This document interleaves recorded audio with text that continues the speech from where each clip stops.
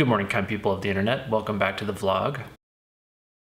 Today I wanted to talk a little bit about and share some clips from a concert that I heard a couple of months ago in New York, which was led by the legendary alto saxophonist Lee Konitz.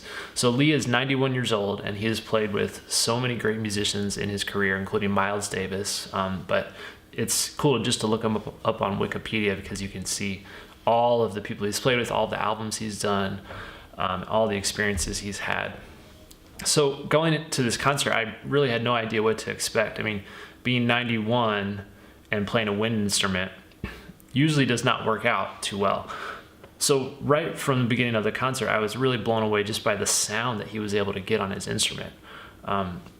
And beyond that, just like the melodicism and lyricism that he was playing with really just knocked me out. So right when the concert started, I pulled out my phone and turned on my voice memo app just so I could document the music, because I knew it was going to be pretty rare and at least in my eyes a pretty magical experience. So I just wanted to have a record for it, if for no other reason that I could go back and listen to it more if I wanted to. But I've decided to pull a few clips from that and share it for you today on the vlog. So here's one clip. This is Lee playing over, what is this thing called, Love?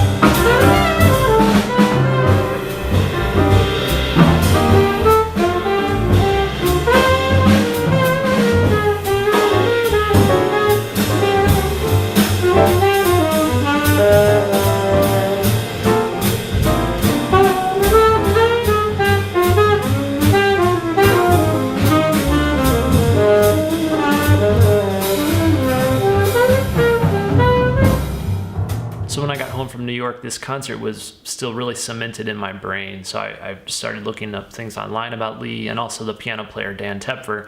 And Dan has a really nice website where he has a blog where he's done a lot of really nice writing and interviews. And he actually has a pretty long interview that he did with Lee Konitz a few years ago. So I was looking through it and I just wanted to share some of my favorite parts from this. So he has an intro, and this is Dan. He says, talking about Lee, he says, he is known in particular for his intense focus on improvisational integrity, a desire for each musical choice to reflect the present moment as much as possible instead of a pre-made plan or habit.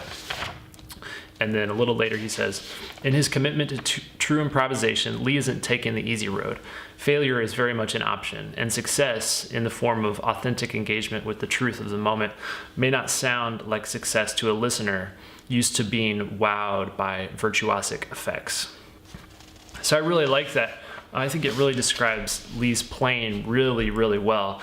And later in the interview, Lee's talking a lot about Charlie Parker, how he was influenced by Charlie Parker, as well as Lester Young. And one of the things Lee says about Charlie Parker is that every time he would meet Charlie Parker in person, Charlie Parker would shake Lee's hand and say, "Thank you for not playing like me." So during this time, of course, so many people were influenced by Charlie Parker and trying to sound like him, but Lee was able to actually forge his own path and really create his own distinct sound. So going back to the interview, Dan asks Lee, what is important about improvisation? In what way could improvisation be better than planning it all ahead? Planning it all out ahead of time and getting it just right. And Lee responds, well, I think you could answer that question with a little bit of reflection, because we have accomplished that a number of times on the stage. This is one of the miracles of playing this kind of music, that all of a sudden you're in another time frame and another emotional setting, and the whole thing feels like magic. And that's the goal of this kind of playing. The other kind of playing is very valid, of course, being prepared, well prepared, and zipping on through what you know. And it's certainly a major accomplishment, but compared to taking the chance of walking on the stage and not knowing the first note of what you're going to play. I swear, considering I've been practicing for 65 years, boy, almost 75 years now, I've been practicing for a long time, I've got familiarity with the keyboard and its possibilities. But the idea for me is to be able to play from the first note, whatever occurs to me at the moment. And the only way you can learn how to do that is to do it a lot. And I've been fortunate to be able to do that a lot. And I appreciate when other people join me to make it a conversation, a spontaneous conversation, which is very worth doing in front of people. So I want to play another clip from the concert. This is Lee playing over Stella by Starlight.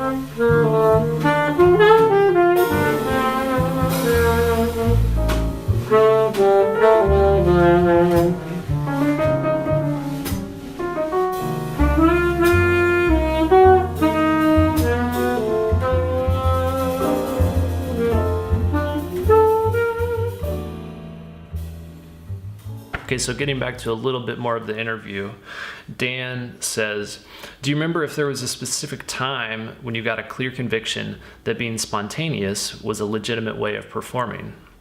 And he also says, was that something you realized immediately when you started playing, or did it take a while? And Lee responds, no, I was very nervous at the beginning and just fumping through at some point or another without really knowing what I was doing, I think. And then gradually I got more familiar with what I was doing and how to play it out to the listeners without designing it specifically for them.